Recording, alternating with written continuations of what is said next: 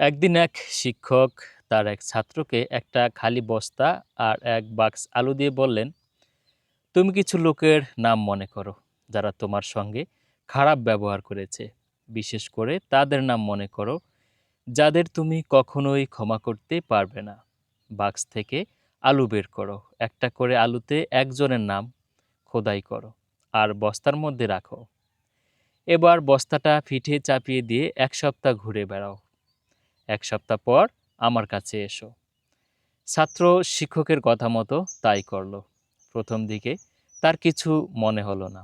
একদিন পরে তার বস্তাটা ভারী মনে হলো, যদিও আলুর ওজন একই ছিল। তারপর আলু পচতে শুরু করলো। আলু থেকে পচা গন্ধ ছড়ালো।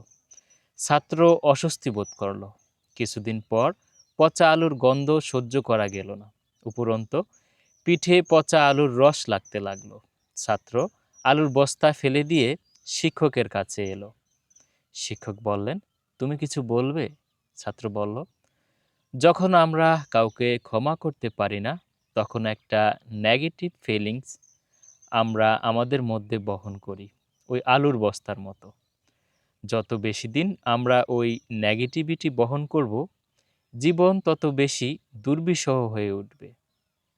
এই গল্প থেকে আমাদের জন্য শিক্ষা হলো, রাগ বহন করা উচিত নয়, যত তাড়াতাড়ি সম্ভব ক্ষমা করে দেওয়া উচিত।